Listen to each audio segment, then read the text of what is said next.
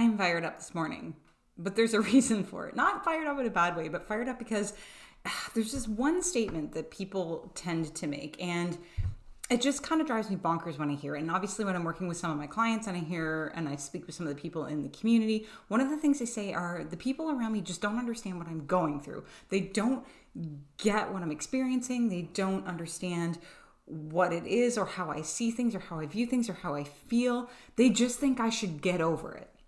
And that statement, that phrase, just get over it, is just the most minimizing, invalidating, upsetting, traumatizing statement that you could ever say to somebody who is experiencing challenge or obstacles in their life. Because that is to say, when you're saying just get over it, you're telling that person directly, like, what you're feeling doesn't matter. It doesn't matter that you're upset. It doesn't matter that you're not feeling great. It doesn't matter that you look at things the way you do. You need to just buck up and get over it. And I think a lot of this is somewhat generational. I think previous generations just didn't have the tools or the education around mental health and trauma and being trauma informed. And anytime you're being trauma informed, you're understanding that a lot of the actions and behaviors that people are displaying or the feelings and emotions they're experiencing are a direct result of trauma. You're looking beyond what is on the surface, because if there's somebody in your family that is having big outbursts, angry outbursts, and they're talking about over and over again that they've been hurt or they've been harmed, and this continues to kind of escalate over and over again, it continues to come up like a pattern on repeat, and your message to them is, just get over it. It was a million years ago. It's not that simple. It's not that easy for someone to just get over it because they haven't processed and understood that trauma. They can't look at it any other way because they're associating it with the big outburst. Like the emotion is attached to the experience. So, and this tends to happen if maybe you're having an argument with somebody, and you might see this come up in your partnership, your family, your kids, wherever the case may be. It's like when that argument gets heated,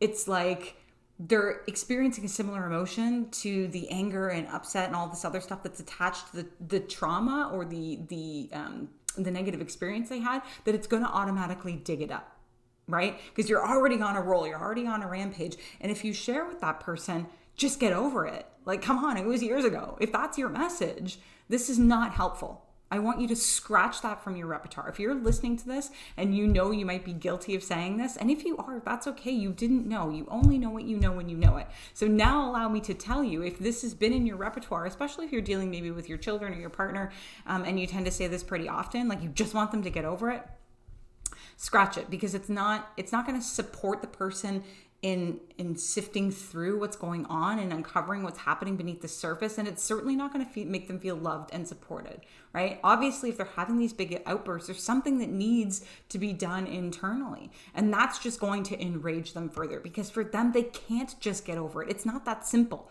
If it were that simple, believe me, people who have experienced trauma would do it. They would do it, but they can't.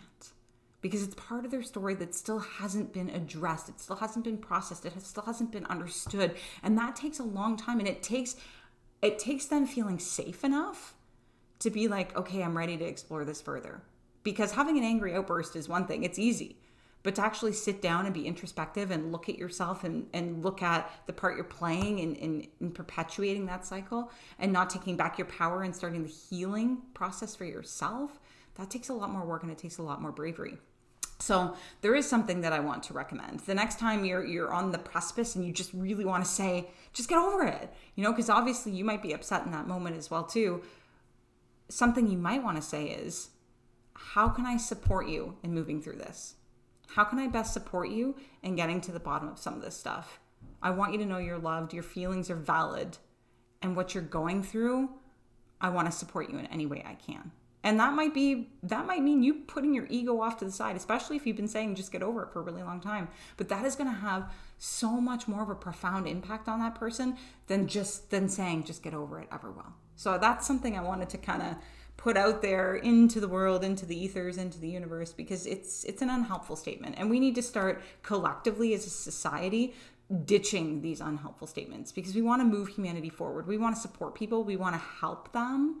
We want to help them help themselves. And we can't do that if we're continuing to perpetuate that this is okay, that they need to just put it to rest. It's an old way of thinking. It's not a now way of thinking. And this is some of the work I'm doing with my clients. I'm not telling them to just get over it, but together in our work collaboratively, we're getting to a place where you can begin to feel safe enough to let it go. and to explore all of the emotions that are attached to it. And, if there's forgiveness there that might need to be addressed, we address that. If there's anger, we address that. But we get you to a place where you're finally like, okay, I'm ready. I'm ready to let this go. And the reason that my clients can do that in the therapeutic setting is because they know that I've created this place of absolute safety where they don't have to worry about judgment. They don't have to worry about me saying, just get over it.